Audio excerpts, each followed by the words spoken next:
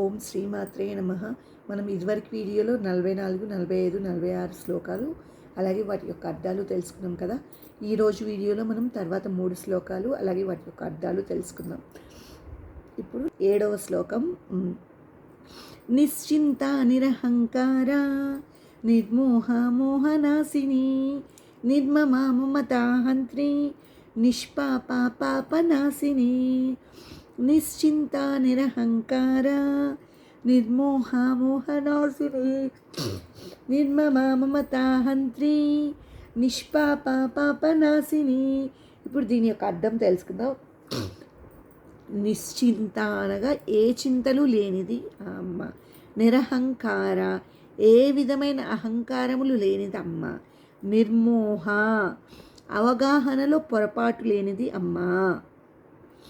మోహనాశిని మోహమును పోగొట్టునది. నిర్మమ మమకారము లేనిది. మమతాహంత్రి మమకారమును పోగొట్టునది. నిష్పాప పాపము లేనిది. పాపనాశిని పాపములను పోగొట్టునది అమ్మ అని అర్థం. ఇప్పుడు 48వ శ్లోకం అలాగే దాని యొక్క అర్థం తెలుసుకుందాం. నిష్క్రోధ క్రోధ శమని నిర్లోభ లోభనాశిని నిస్సంశయ సంశయగ్ని నిర్భవ భవనాశిని. నిష్క్రోధ క్రోధ శమని నిర్లోభ లోభనాశిని నిస్సంశయ సంశయగ్ని నిర్భవ భవనాశిని. ఇప్పుడు దీని యొక్క అర్థం తెలుసుకుందాం. నిష్క్రోధ అనగా క్రోధము లేనిది. క్రోధ శమని క్రోధమును పోగొట్టునది. నిర్లోభ అనగా లోభము లేనిది. లోభనాశిని లోభమును పోగొట్టునది. నిస్సంశయ సందేహములు సంశయములు లేనిది. సంశయగ్ని సంశయములను పోగొట్టునది. నిర్భవ పుట్టుక లేనిది. భవనాశిని పుట్టుకకు సంబంధించిన సంసార బంధ క్లేశములు లేకుండా చేయునది అమ్మా అని అర్థం. ఇది 48వ శ్లోకం దాని యొక్క అర్థం.